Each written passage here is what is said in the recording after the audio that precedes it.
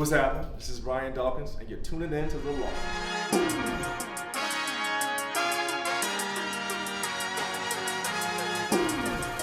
Have brought out the best of me.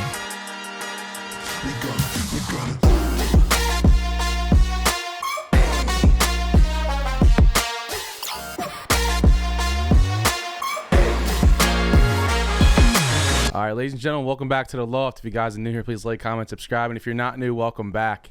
Today, I have a very, very special guest today with us. He is a Jersey DJ. He's a radio DJ. He's a Netflix actor.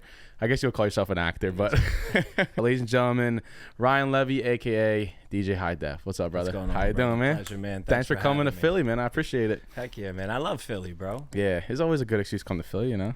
You were in Point Pleasant, and then you just moved to... Brick, right? Brick, yep. Yeah, so you're a Jersey guy through and through. Jersey Shore, absolutely. Exactly, man. And I've been seeing everything you've been doing, and we'll get into all of that. And, you know, like I said, your energy's been great that I've seen, like, on social media, because recently... I've been hitting Point Pleasant because my girl Becca, she loves Point Pleasant. She's a, Martell's, Jenks. She's trying to like fill me in on all of it, and I'm like starting to meet people along the way who's been a part of that. I'm like, wow, like it's cool to see. It's nice to connect with people like yourselves, and you guys, your energy is great. So I figured I'd have you on and come chop it up and learn more about you. So I appreciate you coming on, man. Yeah, the best part about what we do out there, man, is a lot of locals. You know what I mean? There's a lot of local DJs, not a lot of where I work. You know what I mean?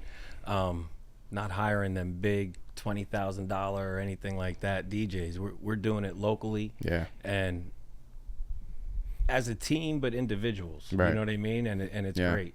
No, it's cool to see it. And like I said, the energy is great, and it's always a vibe, always catching the party, and that stuff that especially in the summer is just fun to see. Yeah, absolutely. But obviously, there's more to you, and there's obviously a whole person that that I'm excited to learn about today. And you mentioned like you were on on Netflix reality TV for a bit. You were on you've been DJing for years now, for 20 years. You're a vet in the game. 20 years, yeah, man.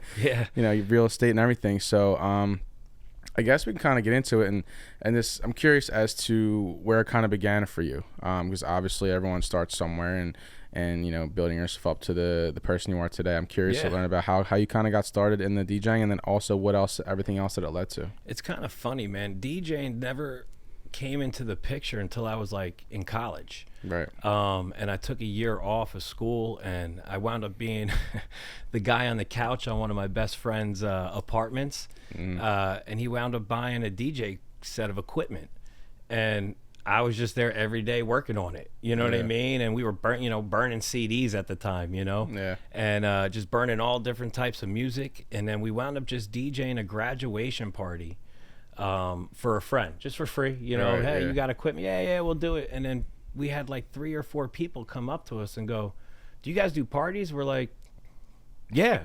Yes. We do parties. Yeah. And it just started from there. He wound up bailing out, you know what I mean? And then I wound up my parents bought my first set of equipment, which was special. You know what I mean? To be able to tell them, this is what I want to do. Yeah. And then be all for it, especially at that time. It's, 20 years ago, man, it was college. You go after high school, you go to college. You know what I mean? That's what it was. You almost were looked down upon if you went into a different kind of field and not college. Right. So for my parents to be all for that at that time was great. So they were super down. They were just like, yo, we believe in you, Ryan. Like, just go ahead, do your thing. Yep. I mean, I did go back to school because it was either that or start working full-time at a car dealership. Right. And that was not happening at that time. I was turning 21. And I'm like, you know what? I could also DJ at college. I could do these college parties and stuff. So I wound up going back to FDU, wound up going back to school, and just DJing from there on out. What's after you for people who don't? Fairleigh Dickinson University in Madison. Nice. Morristown area. They got a lot of good bars out there right now. Yeah. Laundromat, Horseshoe. There's a few good spots out there in that scene. I've seen you playing at some of those as well. Yeah. It's cool. I was looking through your Instagram too, and like family's a really big part of your life, which is really, I love like hearing that, just because it's obviously, like you said, back in the day, like it was very conventional to go to college and then start your career, but like nowadays it's not the case anymore. But it's cool to see to have family that believe in you and can see it through, and just trust you. You know what I mean? So yeah. My family's been the biggest part of my life, period, you know? Yeah. My brothers are my best friends. Their wives are my best friends. You know, I see awesome. my family a lot more now than I used to. You know what I mean? But they're the people that are in my circle right now. Right. You know what I mean? Right. Those are the people, you know, I do work with my my property management job is my father's company. It's my company, my brother's company. So we work together every day. So I'm fortunate enough to see them every day, Right. as well as do the stuff I love. You know? Right. What do you think brought you guys closer together recently? Obviously after COVID and during COVID and through all that, you know, your family was kind of the only people you could see. You know, you were only allowed to see, and that probably grew more of a bond for a lot of families through that. And I feel like that's been special. You know, I mean, my brothers have a lot of kids, and we got a couple on the way. We just had another one. So like the family is just around each other all the time now, just because of that. You know, we have to be. Right. Yeah, it's awesome. I was saying this. I never played so many games of Monopoly in my life when I was during COVID and shit. Because I lived in my parents' house during COVID. I kind of mentioned before, like, started the podcast during COVID, and then I started in my parents' loft. That's why it's called the loft, and then eventually moved out. But yeah, it's cool to see that family's a big part, and I wanted to chime in on that just because I feel like nowadays, with everything going on in the world, things are it's easy to take them for granted, but it's always good to remind yourself of what you do have and how great family can be. Everything, man, in perspective, you know. It's everything, yeah. But yeah, no. So you got your opportunity for like to continue doing, you know, college gig and stuff like that, and then you eventually just kind of just stuck with it. Was that like your main thing for a while? Well, yeah, it was. I just DJ'd full time for probably a good 10 years. Before I started with my dad when he started his company, and I went to just, you know, help him out at the time. Right. And then we've created a pretty big business at this time where it's hard to even get away from that. So I've been fortunate on that side of it.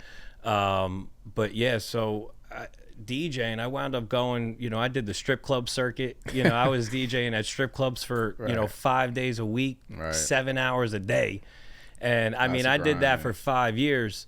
But I had to get out of that. That's like your morals go out the window when you're there for a little bit of time. They do. You change. You know, I'll say that right now. I you know, before I started to the middle to toward the end, I'm like, I gotta go. Like I can't stay. This is not, you know, you talk to people differently. You talk to women differently. You know what I mean? That you think is okay. Because that's the life you're in. All you're surrounded by.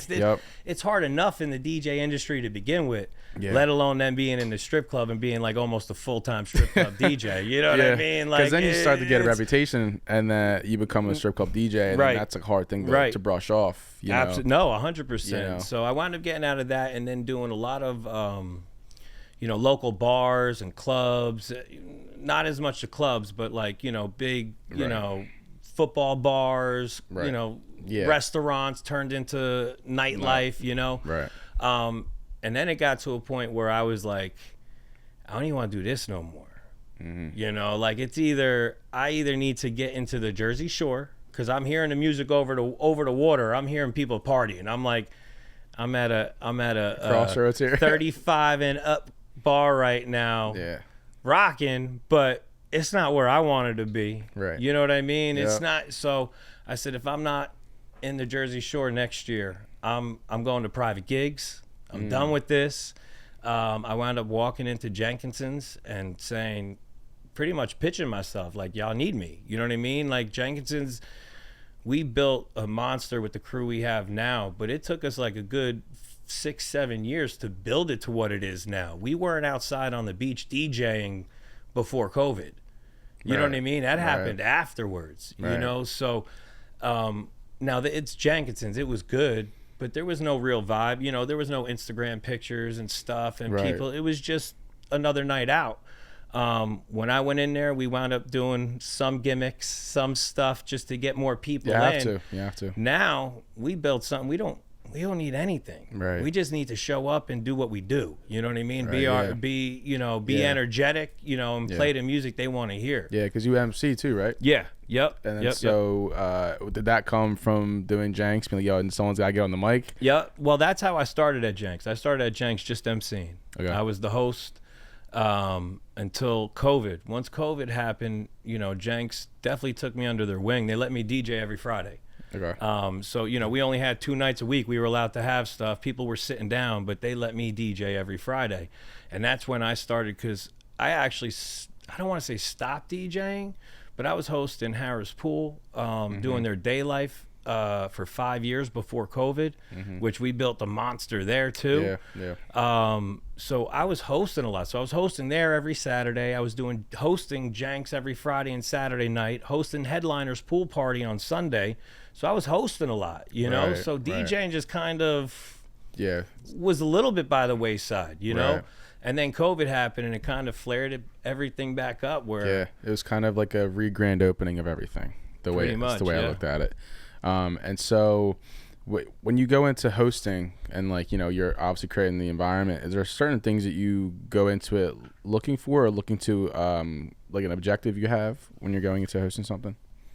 Well, yeah, honestly, every club, every party's different. You know what I mean? It depends on kind of what the owners, what the GM, and what the managers want you to do. You know what I mean? Some people hate MCs. Some owners only want to hear you few times on the mic. They still want you there because they want you to host and be energetic, but they only want you to say a few things. Some owners give you all right, Full listen, it's what you do your job. Right. You know what I mean?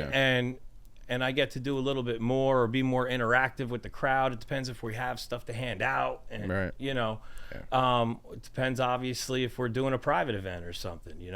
Every party we do is different. Jenks, I mean, I've been there for a long time now, where it's just let's rock. Yeah, and so, and for let's say someone like younger guys or whoever, and this goes for anything, when it comes to pitching yourself, how did you go into that, and just kind of how'd you go into that conversation? Honestly, it was hard because my biggest fault, I guess, as a person is confidence. And knowing that my work is as good, you know what I mean? Right. It took a while for me the reason I didn't leave the strip club was because I was like, am I that good to go pitch myself to these other bars? Because to me, once there's only one first impression. Right. You know what I mean? There's only one time you could go to a club and show show what you got. So that was my biggest fear, was actually going in there and having the confidence to say what I was about to tell these people. Right, yeah. But once I did, I mean, it's having confidence in yourself. It's having confidence in your ability. I've always been polite about things. I'm not, I'm not that ass. You know what I mean? I'm not. I'm going to go in. I'm going to pitch myself. If you love me, hopefully, let's rock. If not, all right, it's on to the next. That's right, yeah. It's a good way to look at it. It's funny. I've been trying to read books and trying to get myself into books, and I've been reading Law of Attraction, and it's great stuff. I just started it recently, but a lot of it, it talks about is vibrations, and literally putting thought into what you want rather than what's currently your reality.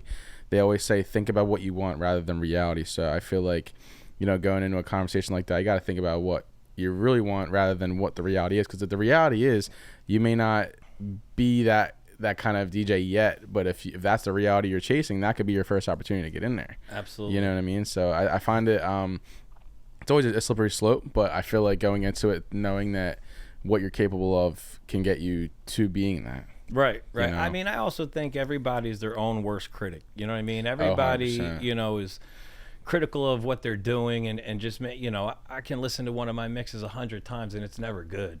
Yeah. You know what I mean? It's never good. It's never something I want to put out. Mm-hmm.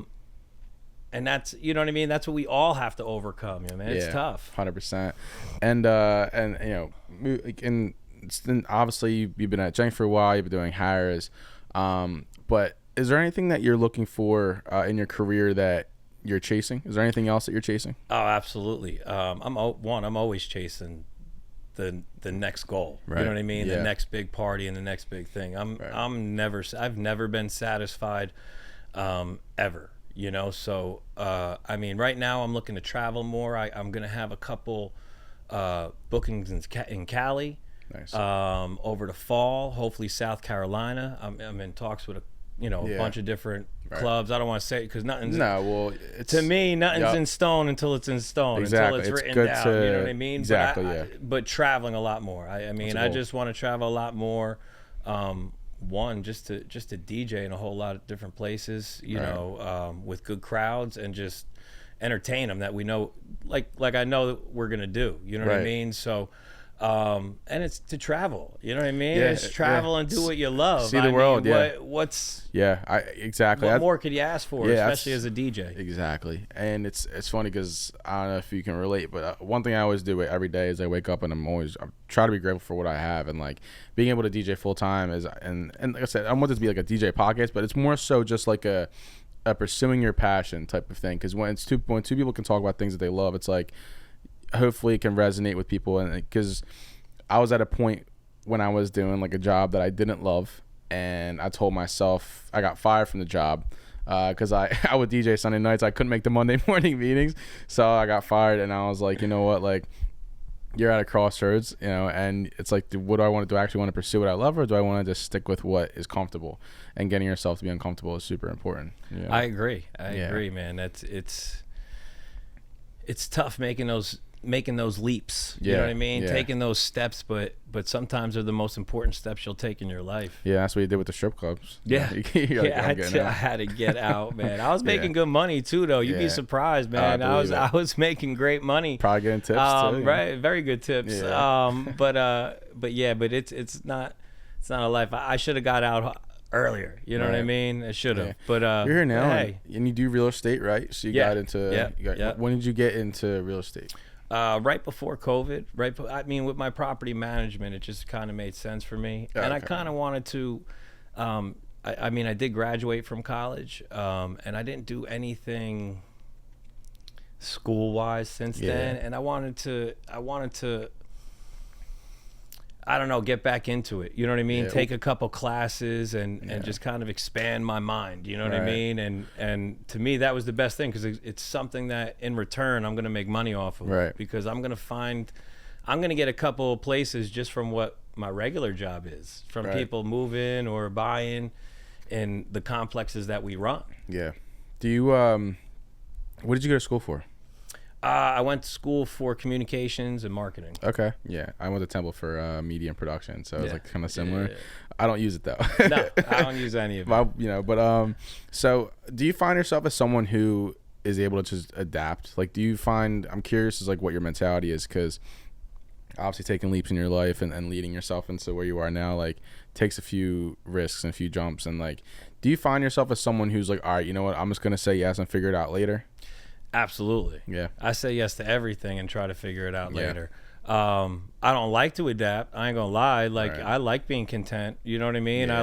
I like having a schedule. Right. I like knowing where I'm gonna go here and there and next. You know what I mean? Yeah. But I say yes. I'm not saying no to anything. Yeah. I probably could think of on one hand how many times I probably said no to a gig, unless I was already booked. Right. You know what I mean? Unless it was already. Because you didn't think you were ready. Is that why you said no? Or just because you didn't? Oh no, just because, like I said, probably just scheduling just didn't work out or something. Right. Okay. Yeah. I mean, like I said, I find it interesting because I always try to be someone who just says yes and just figure, like, I don't know. I just feel like I try to just figure it out, let things happen, let life kind of just happen. And that's why I kind of wanted to get into as well. Like, do you feel like life happens for you or to you? Is there anything in your life that challenged you? That challenged me? Yeah. I mean, there's a lot of things in life that have challenged me. You know what I mean? I mean, COVID is obviously the biggest thing that has challenged all of us. Right. I mean, there's challenges I've had just in making decisions on whether to stop DJing and then focus just on my family's company. Especially there's been crossroads at that time where I wasn't making obviously as much money with that. Right. And I was making a lot more money DJing. But it was, do you want to help your family or do you want to just help your own career? And I had to make that choice where I pulled back on some gigs where I was working more during the week with my family, making less. But it was the path I chose. You know what I mean? Right. It's I wouldn't give that up. The only way I'd be giving up my family's job is if I started making $1 million a year DJing. and I could afford to pay somebody here, I'll pay that person's salary to work for me. Exactly. Yeah. Other than that, so that's probably been the biggest challenge through my life, is making a decision on either not DJing or DJing more, or working with my family's company, or right. just going back to DJing full time. That's a struggle I have with my life all the time. Yeah. All the time internally. What's the company's name? What's your family company's name? Pinnacle Property Management. So that's property management. Okay. And who's your dad started? Yeah, my dad started it. Okay. And then I came on board with him. And now, we have, 5 managers, 5 bookkeepers, Right. A couple people, contractors working for us. So we've built something pretty big over the last 12, 13 years. You know what I mean? Yeah. And you've obviously seen it start from the beginning. What kind of work went into it, that from what you've seen, what kind of work went into building it to where it is now? Well, tireless hours, especially for my dad. My dad starting it and doing a lot on his own, pretty much going to a couple places and doing them for free. Right. Just so you have a portfolio. Mm-hmm. You know what I mean? Or doing it for next to nothing. You know what I mean? Where right. you're not, you're not getting even paid for your time, but you at least have a portfolio. Right.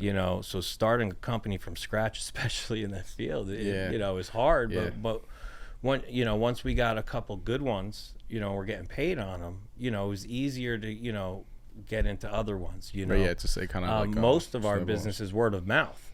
Really? Most of I'd say 90% of the places that we've gotten are because of other people that have worked there that have told them about us, about how good we are. You know what I mean? It's reputation all the way. Yeah. That's awesome. Is there anything in your life that you haven't pursued yet that you would like to pursue? Making more music. Really? Making more music. Yep. Producing. Yep. Nice. Producing. I'm in talks with a couple guys that are going to help me out. Mm-hmm. And once I start focusing on that, that's going to be all my time. You know what I mean? Right, right now, I come home, I'm downloading music, I'm making mixes, every day. But once that happens, I'm going to be producing and making music, and that's all I want to do. That's awesome. For me, I was an athlete growing up, so that's why DJing didn't come into the picture until pretty much college. You know what I mean? I was playing baseball even in college a little bit, but not that much. Right. Throughout, when we grew up, we didn't have phones, computers like that. You had a big Apple computer with you might have Snake on it or something, like right, yeah. you're not playing on it. Where I was outside, I'm right. playing. So music was kind of, I always loved it. I grew up in the church too. I was playing the tambourine and just playing whatever music, but it still was second. It was never, I was an athlete. Right. I wanted to be outside playing baseball, basketball, playing sports with my friends. Right. And then once baseball became out of the picture, I still play now. But when you realize but it's not like I play one day for 2 hours. When you realize you're not going to the majors, Right. It was all music. After that point, it was music is my love and my passion, you know? That's awesome. Yeah. It's funny because I feel like our stories are kind of similar in that way, because I was super obsessed with basketball, and then I got to college and I'm, 5'9" and white. So reality kind of hits you a little bit. So so in high school I played, I never, I would DJ here and there. I would do like you said, family parties and stuff like that. And then, college hit, and you get, obviously get into the college scene, and you go to parties and you go to school. And I studied in LA for a summer for internships and stuff. And then once real life kind of hits, you're like, all right, what do you want to do? You just don't really know. And so that's where it kind of came into play for me as well. And so when you were coming out of college, where you were doing the bars and stuff like that, right? You weren't really you weren't where you're at now, but you were starting out. You were being pretty consistent with it. That's what you Well, wanted I to was do? doing a couple. I mean, I was doing a lot of the pubs and the college parties. And then once college was over, I started doing a couple bars. You know what I mean? And then the strip club. That's when the strip club kind of started. One of my DJ friends Recommended you. got me in, and then I wound up being in the strip club for 5 years till I was probably about 27. Okay. And then toward the last 2 years of that strip club thing, I wasn't there full time. I started doing some other local bars and good bars and clubs once I actually finally got the confidence. Right. Yeah. And then I was able to get out of the strip club easily because I was doing other bars now. Right. You know what I mean? It wasn't just solely looking at that, you know. And I actually started a full-time job, you know what I mean? After the 5 years of strip, I wound up like becoming a recruiter or some crap, I think, at the time, which didn't last long. It didn't last long. Yeah, I for like 3 months I sold insurance. Yeah. And it's like one of those things like, all right, I guess it's not for me.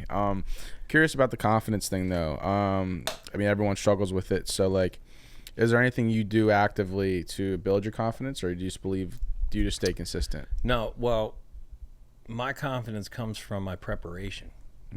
Okay, I fully prepare. I prepare more than I probably should for a gig. You know, I mean, I have probably 1,000 different playlists. You know what I mean? And I prepare for 18 different scenarios, and I've never used probably one of them that I use, but I have it there. So I know around about what I might play, or if I go in a certain direction, I'm going to go this way with it, or if this doesn't work, I'm going to flip right there to this. You know, and it's always downloading songs. It's always making sure I listen to all these songs all the time, so I know where I'm going to be mixing them in, or I know where I'm just playing vocals, where I know I'm going to be looping it. And it's a constant work. It's, you know, especially if you're constantly getting new music, you got to know where you want to put this stuff. So my preparation makes me as confident as I'm going to be for every party. You know what I mean? For sure. So, you know, and usually once you play that first track and once you get on and all your equipment's working and everything's going smooth, you kind of like, all right, let's rock. You know what I mean? Like, you know, and depending on how crowded the place is when you start playing, depending on where you're at, you know, is depending on your mood, you know. You know, I drink a lot of espresso through a night. Oh yeah, keep yourself up. That's my pick me up now is a lot of espresso. Nice. Do you drink? Still drink? I do seldomly. Definitely not when I'm traveling to other gigs or parties. Like if I you know, Philly or New York or Hoboken, I'm not drinking there. Right.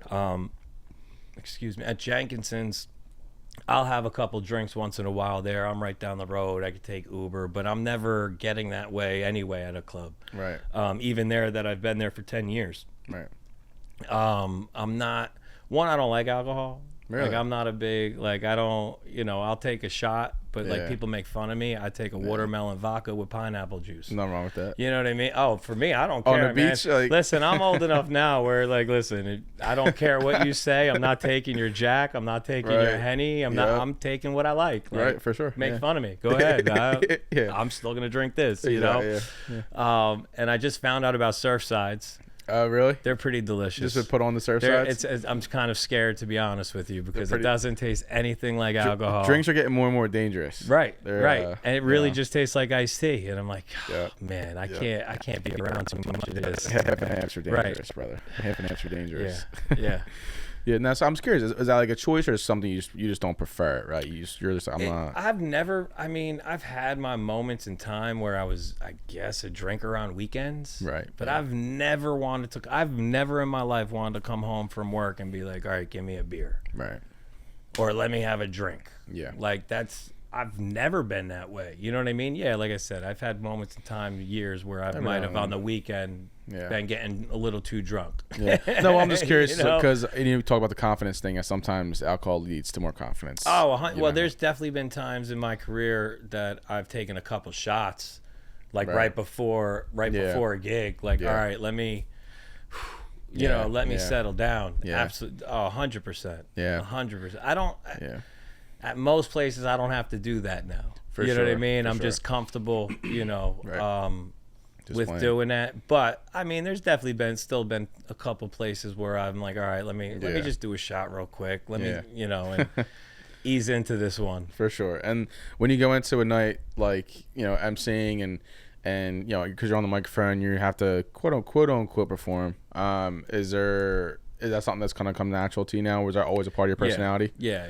No, it wasn't always. I mean, I actually, it's funny because I actually got more comfortable speaking on a mic doing the strip club because you're talking every 15 minutes announcing every girl on the damn stage. You know, Daisy, Rosie, all that but shit. so it's funny though when I got out of the strip club and I did a couple bars, a couple of guys would make fun of me because they would hear me talk on a mic. That, yo, you sound like a strip club DJ. Yeah. I'm like, I just was. Like, what do you mean? So, you know, you have that like that tone. So I had to get out of that a little bit. For sure. But that was a long time ago. For sure. But yeah, I mean, now I was more comfortable. But even hosting, starting to host was scarier. It was a whole different beast. You know, you're in front of everybody. Like, I don't, you know what I mean? Like, I'm looking up. Like, I ain't looking at nobody. And they're looking to you. They're like, what's high def gonna? How's it gonna get us hyped up? How's it gonna get the That is when I was definitely having a couple shots before I would go on. For sure. It was definitely when I started hosting. Now I don't need to. Now it's you know, I just know every part. I've done every party 100 million times. For now. sure. But before, for a long time, I absolutely, man, hosting and emceeing, it was petrified. I was scared to death. Yeah, and you mentioned how it's very comfortable for you now. You're very like good with it now. Are you chasing that next thing to find yourself uncomfortable? Are you finding that next? Again, you talked about traveling and stuff, but is there something you're chasing that kind of gives you that feeling of the butterflies again? Well, yeah, I mean. It's funny you say that you bring up the butterflies because, you know, even this whole summer, like even at Jenks, I get on Saturday nights with me and DJ Encore, I get butterflies, man. I mean, I get goosebumps. Yeah. Like I'm looking at this crowd and they're jamming, dude. You know what I mean? There's no feeling like it. Right. Yeah, I mean, maybe hitting a home run in baseball, maybe. Yeah. Like, maybe. Yeah. That's an individual thing. Like, yeah, maybe some people are happy about it, but you know, we have, you know, we're probably doing 10 to 15,000 people in a night. You know, you got 2,000 people in front of you going nuts. You're going to get goosebumps, man, you know, because of what you're doing. Right. They're coming up to you saying, yo, you guys killed it. You guys are awesome. Is this on SoundCloud? What do you do? You know what I mean? Like, Yeah, 100%. And it's because of the preparation. So I'm always chasing that. I mean, I'll chase that. I say it's funny. I joke like I don't know what I would do without it. Like I love DJing and what I do so much that I don't know when I would retire. Like I'm dreading the day that I have to say, "Damn, this ain't for me no more." Right. Like I'm dreading that day. I don't think it's anywhere close. No, but I'm also not getting any younger. You know what I mean? So Yeah. Yeah, you know, it's tough. It's tough. Yeah, I think one of the toughest parts about this industry is it's changing all the time, and it's I'm sure you know way more than I do. Facts. But it's changing all the time, and you're always looking for that new thing. You're always looking to stay relevant, and it's always a constant push to the top. I feel like with a lot of people, and the one thing I'm learning about is to just focus on the present and not the end. And you know, it's super hard. It's a lot easier said than done, but it's great advice. It's just something that, because dude, I go through it all the time. Like, you know, I'm 27 and I'm like, what's next? What's next for me? How can I elevate? And it's the production side. I've been producing for a while, and like, then you get the inability to feel confident in putting it out. You know, it's the constant doubt of yourself. But I think the one thing that I've been trying to teach myself is the consistency and the being present can overtake everything. 100%. You know, because like I said, we're all in a weird time right now where obviously we just had like the whole grand opening of the world, you know, so I feel like all of our careers are kind of starting back up again in a weird way. Obviously, a lot of people have been doing it longer than others, but yeah, no, I've been really focused on the present and really trying to focus on being present and like not worrying about where I'm going to end up, you know. Yeah, no, I mean, I agree with you completely. That's great advice. It really is. It's just to stay within yourself too, man, you know. I mean, I think that's I don't know a better way to put it. You know what I mean? Stay in your present, accept what you have, be happy with what you have. I mean, I'm thankful every day for the jobs I have, for what I do, for the people that actually I know are in my circle. You know what I mean? That have my back. So it's special, man. Yeah. Was there ever a time where that changed your circle, where you've been challenged? I mean, the circle's changed continuously. You know, especially when you get older, though. It's not for any reason other than just some people aren't in the scene anymore. Or they're not. They got their own families. They got their own little circle now. You know what I mean? It doesn't mean they're out of your circle. It's just that they faded away a little bit. They're there. They're there in spirit, They're there watching your stories, but they got their own lives right now. So the circle, unfortunately, in this industry, man, your circle's always changing. Yeah. You could be in one circle and then all of a sudden you're like, oh, I'm gonna hop in with that DJ group, or I'm gonna hop in with them, or they might have more opportunity for you, or think they have more opportunity for you. So. I mean, the DJ industry and the business, man, is definitely tough right now. Or it's definitely, I mean, it's different than it was back then, but it's always been tough. I don't think people understand, it always changed, but it's always been tough. Right. It's also always been who you know for the most part. For sure. You know what I mean? Yeah. Or what group you're with, who's doing the bookings, and I don't mind it because everybody's feeding their friends. You just hope that the club's not in detriment because of that. For sure. Yeah, it's interesting, and because I've struggled with that sometimes. Like people starting their lives, and it's a hard thing to explain because like when you DJ, you love to see people that you've always seen come out for you, and then people have kids, get married, and things change. So you gotta have to adapt with everything. And like speaking of adapting, are there any things in your life that have forced you to adapt? In your upbringing growing up, like is there anything that like really like changed you or challenged you, or whether it's family, friends, or anything in your life that's really challenged you? Yeah, I mean, that's a good question. In terms of challenging me, I mean, not really, because my family's been so supportive with everything that I've done, so my family hasn't challenged me. You know what I mean? Yeah, for sure. I guess there was a moment in time in terms of, and I brought it up earlier, in terms of, are you going to do this or are you going to do that? Are you going to work with your property management and help your family, or are you going to just stick with DJing? I mean, even when I was on the Netflix show, that's what one of the big things about the show was, find your own truth. You know what I mean? And be okay with that. You don't have to be the quote unquote white picket fence family. You could have your own family type way. But the challenge was, do you pick, do you stay with DJing with what you love more than anything, and get rid of your family business who you love more than anyone in the world? For sure. You know what I mean? What choice is that? Right. You know what I mean? Did you compromise? You find a compromise for that? I mean, that's what I feel like I've done for the last 5 years. You know what I mean? Was that, I work full time during the week, and I do my weekend. That's why I work every day.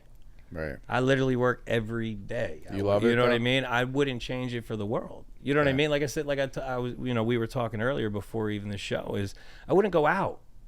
If I didn't DJ and make the money I did, you know what I mean? I would be sitting at home watching NCIS or something, and you know what I mean? And and that's it. You know what I mean? So I don't know. And before I even said, I don't know what I would do without doing what I do on the weekends. Right. You know what I mean? So the challenge might also be my own mortality. You know what I mean? Knowing when to take a little bit of a step back, but I'm not going to. It's like hardwired into you. Yeah. And you, it's like grinder, man. It's the hustle, the grind. Like I've told my family and my girl, I miss birthdays. I don't mind missing birthdays and weddings and shit like that. I'm on a mission right now. And it's like, and everyone says, when your schedule's full, you're very blessed and grateful. And the one thing I always say is I'm doing it while I'm young. I love it still while I'm young, and while I love it, so it's a very blessed for that. I'll say that is that, now that you bring it up, I could say, we've missed, as DJs or industry people, you miss every birthday, you miss every party, you miss anniversaries, you miss weddings.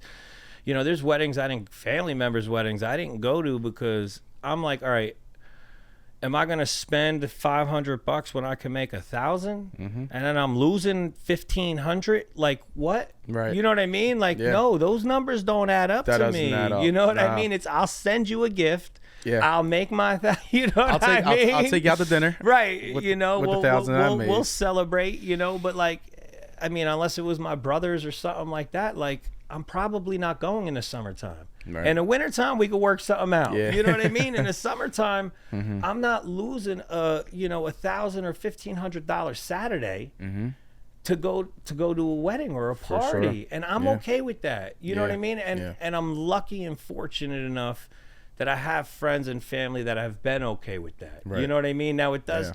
I'll say this: it hurts. You know what I mean? When you see a party going on and you didn't even get the invite anymore. Yeah. You know what I mean? But you wouldn't have made it anyway.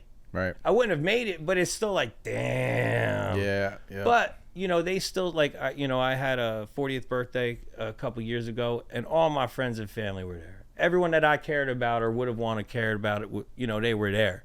And that's special, dude. You know, especially when you've missed a lot of their kids' stuff. You've missed a lot of their events, and they still showed up for, you know, for me. That was special. But that's probably the biggest challenge, to revert back to your other question, is having those feelings for those people and missing all of those events. You know what I mean? But knowing that you chose this path, and guess what? This path ain't gonna work if you go to all of those events. Exactly. And no, you're exactly right. And you know, it's funny. So this just happened to me like a few days ago. So one of my best friends growing up, he invited me to his wedding in September, and you know, you're booked out. It's like, and I told him, I was like, listen, like, I have a wedding that day, I can't go, but I'll pull up to the after party.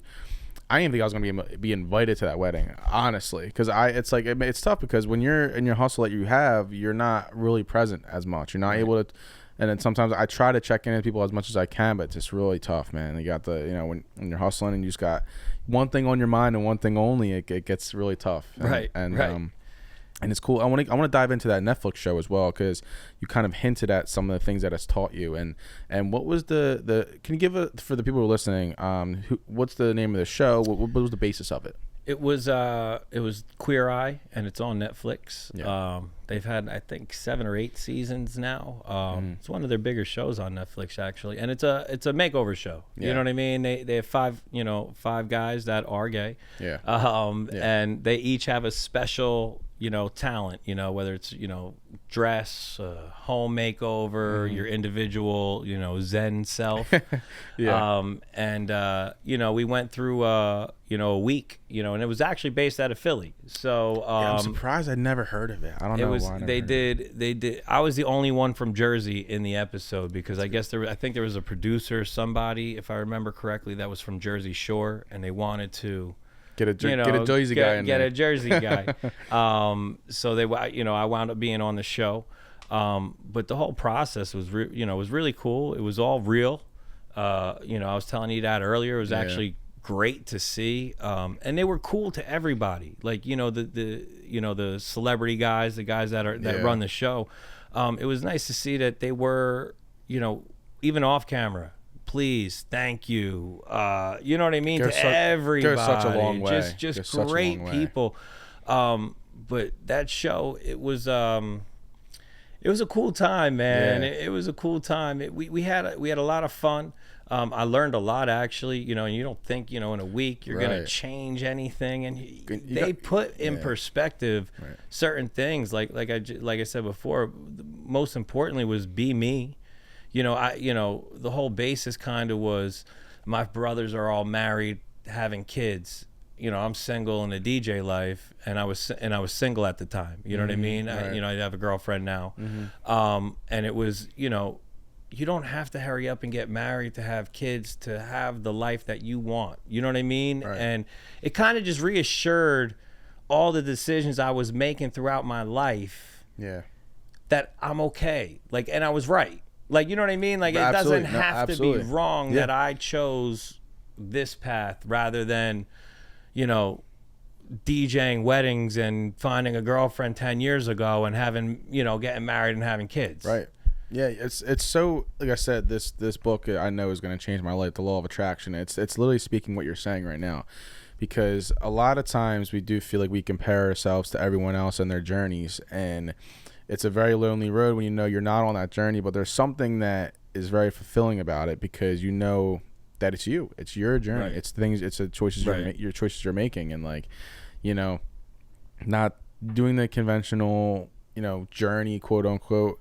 You've been able to experience a lot more than some of these people, and you know, and not being able to compare yourself is, you know, they always say the comparison is a thief of joy, and like, you know, understand that's your journey. And sometimes there's a lot of people that you said are going to see your stories, they're going to watch your posts. Some people want that life that you have, Right. that you may think otherwise, and it's like, it's cool. I'm glad this show taught you that, because that's a real, you know, it's a real good lesson for people to learn, is like, you know, especially in this world nowadays, like everyone's journey is different, and it's like, Yeah. rolling with it, man. And you want to know what? It was getting the point across that, like, I'm okay. Right. You know what I mean? Right. And I'm good with the decisions I've made. And that, like, you don't have to, you don't have to, like, worry about what other people think of you and the path that you chose. Like, it's your path. Like, Right. you're good with it.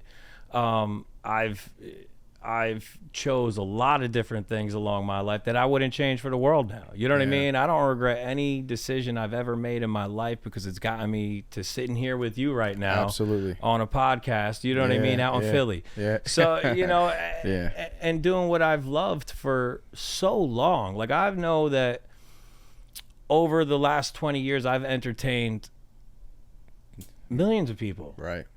You know what I mean? Like, millions of Yeah.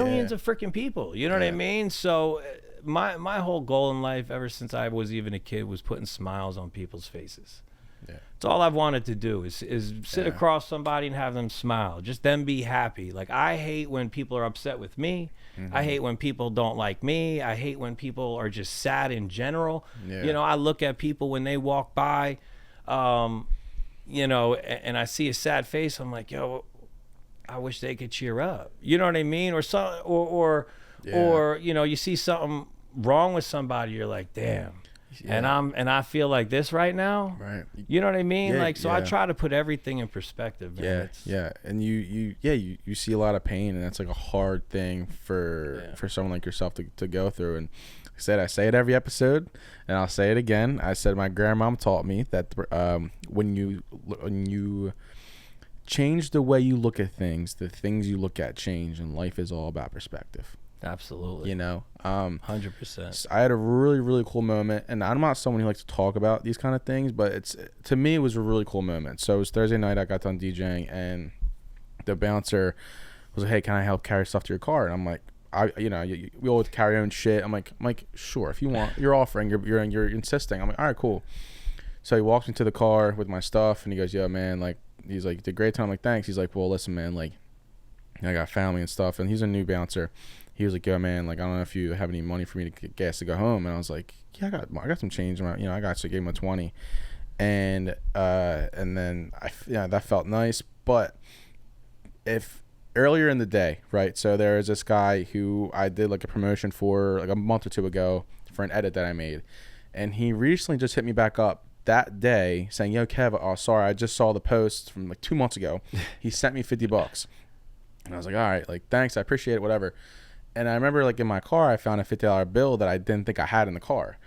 And I was with this guy, and in that very moment, that whole day kind of came back and hit me. So I had the 50 in my pocket, That's and I crazy, gave him an right? extra 50. And I know, I was like, "Listen, I know that's going to go to something way better." And he was, like, shocked. And I was like, "Listen, man, like, dude, just take care of your family. I really hope you have a great day. Have a great night." Only reason why I'm saying that is because that rest of the night, I was talking to myself driving home, being like, "Dude, like, everything I was grateful for." You know, because there's so many times in our lives where we take things for granted, and someone asking for just gas to get home to their kids is like, it hits you in such a different way. Perspective, man. And I was like, it made me so happy that could have went to something so good. You know what I mean? Probably a lot better than what we would have spent it on. Yeah, for Wawa maybe, like, Right, you know, for my some candy, for my right, fat ass, like, right, nah, right. it was just like I said. I just think moments like that in life are just like what you were hinting at before are just like, that's what life's all about. you know, and you putting smiles on millions of people's faces, Yeah. you know, doing what you love to do. That's like literally the dream. And it's everyone's dream looks different, but it's the dream. And I think that's what everyone's chasing. And that's like one of the reasons why I also wanted to have you on this podcast as well, because I feel like you've done so much in your life, and, you know, your energy's so great, and the vibrations that I was feeling just from even seeing you, like, led us to this moment, because I feel like more people need that, and they need to hear it and see it, you know? Yeah, man. I mean, it's funny that you bring that up. I mean, the biggest thing that we ever did, you know, we actually a couple years ago went to Nicaragua, and drilled a clean water well. I saw that post. Yeah, that's really drilled cool. a clean water well for a couple churches out there. And my brothers started that, you know, nonprofit, paid for it themselves. That's awesome. I was just fortunate enough to go out there with them. Yeah. And see, I mean, you talk about smiles on people's faces, you know, just for soda. Right. We went to the corner street to buy soda, and we got plastic cups this big. Yeah. And the smiles on these kids' faces because they got orange soda. You know what I mean? Right. Like, you're like, dude, Yeah, like I'm good. You know what I mean? Like, I'm good. Yeah. Like, everything I got going on at home. Yeah. We good. Yeah. That one, you know, cup of orange soda is the equivalent of like you doing a big gig. Right. It's like, it's something Right. that people are chasing down there. And Right. I would love for you to speak more on it, because I feel like it's a really cool thing to do. You know, so can you tell me more about that experience, like what you learned from it? Yeah, I mean, we went. My brothers planned it. They've gone a couple places: Colombia, Nicaragua. This was, I think, the second time they were in Nicaragua, and they do it. They're like preachers now. You know what I mean? They preach to kids and to churches, and they wound up knowing this guy who does the wells out there and set it all up. We flew out there. We stayed at like a small place on the water. I forget what do you call them? Hospice. A hospice? Okay, yeah. A hostel? Hostel, maybe? not hospice. Hospice. Hospice is like away. no one wants that. No one wants to be there. We didn't go there. Hostel. We went to a hostel out there that they ran. You know what I mean? And every day we woke up, you know, and went and was digging, you know, getting water, drilling. Like, it was hard work, you know. It was labor, you know, but we were able to also speak to and see the churches and see the kids and do stuff for them. We had my brother's wives with us, so they went and like played with the kids while we were, you know, doing some of the harder labor and stuff.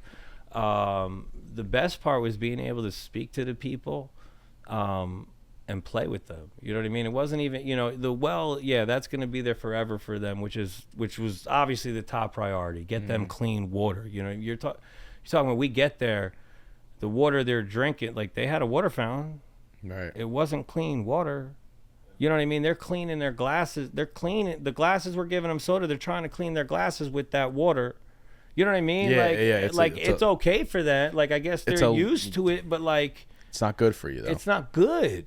And that's what they're, you know, you get there, you're like, whoa, like, you know what I mean? So, like I said, perspective, the whole trip was perspective. But playing with them and seeing how happy these kids were and their parents and how grateful and thankful and like you come home and you're just like, geez, you know, you're not thankful for that. Like, you know, you know what I mean? You're not, like, it really put, like, your thoughts in perspective. It put your body in perspective. It put your whole being in perspective to see what you saw out there, and how they lived and how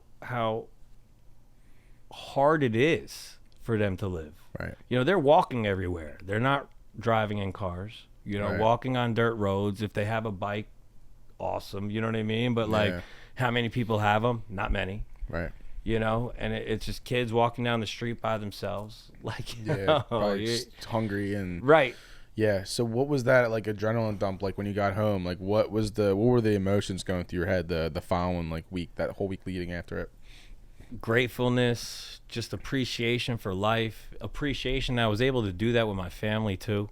You know what I mean? You know, a lot of people go with like different groups, or you know, they're not with like their family. Like, this was just my family. Yeah. You know what I mean? This wasn't anybody else. This wasn't any other groups of people. It was a family affair. Just my family.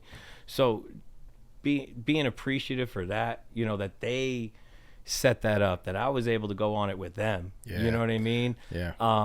And I mean, my life changed out there.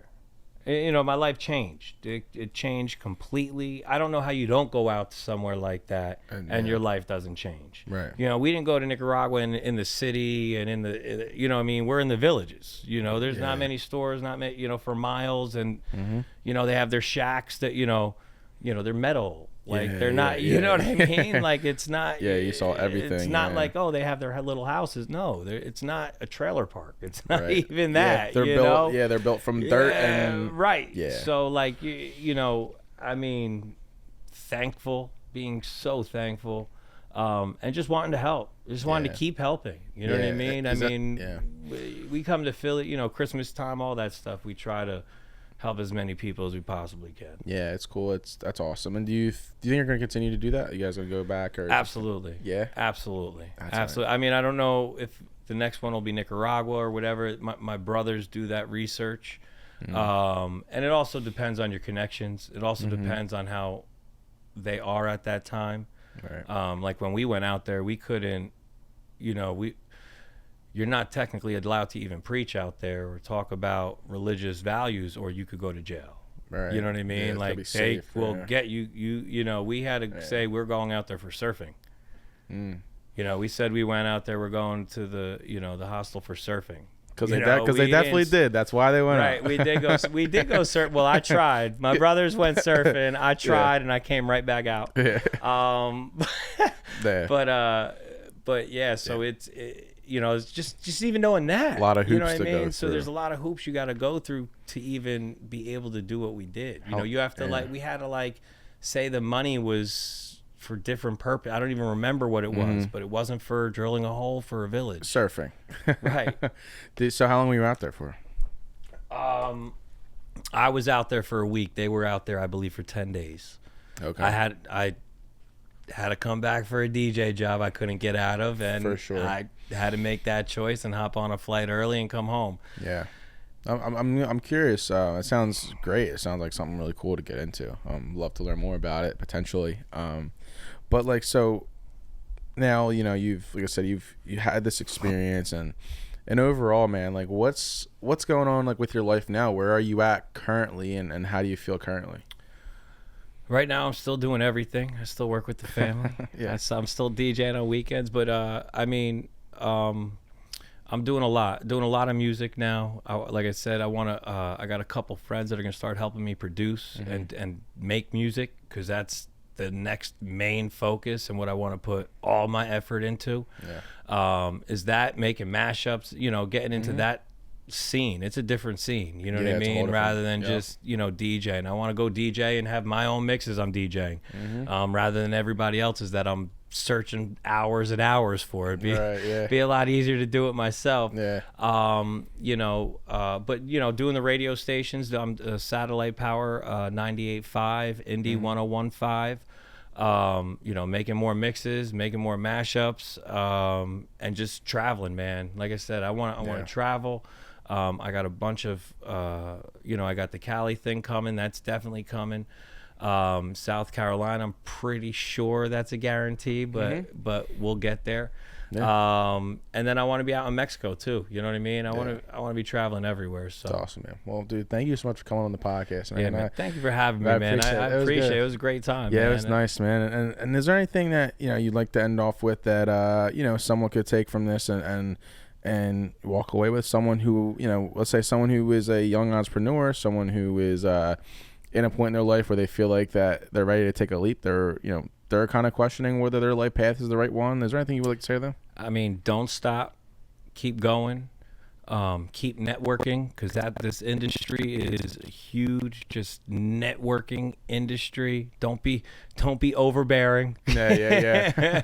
Know your role a little bit. Yeah. Be consistent. Prepare. I'll tell people every day, you know, prepare for success. You know, if you're prepared, you'll be successful. For sure. If you don't prepare, or you think you're just gonna go wing it, it's not gonna work for you. It's just not. Yeah. So prepare, and keep grinding, man. Like, it's not easy. Yeah. There's a lot of DJs out there. There's a lot of people out there. Make yourself a little different. Make, For you sure. know, get on a mic more, or learn how to use a mic while you're DJing. Learn different loops, learn different tricks that makes your set a little bit different. Everybody got the same music. Yeah. A lot of people got the, there's different mixes, and hopefully, you've done your research and you got maybe 1 of 10. You know what I mean? Yeah, everybody's got the same songs and same mixes they're playing. You got to make yours a little different. For sure. I love that. I'll end up with this. Like, so I look at, when I was like doing my reading and stuff, like I look at us as like piles of clay, right? And you got to put your hands on the clay, and the more you do, you're constantly molding it into something that is beautiful. You're not just going to throw something on the ground and say, yo, that's it, I'm done, that's it. Gotta keep going at it and stay consistent, and that's what you've done. And do. Thank you for coming on the podcast, man. That's great. Appreciate it, Kevin. All right, ladies and gentlemen, hope you guys enjoyed this episode of The Loft. I'm Kevin Nichols. That's DJ High Def. Peace, guys. Peace.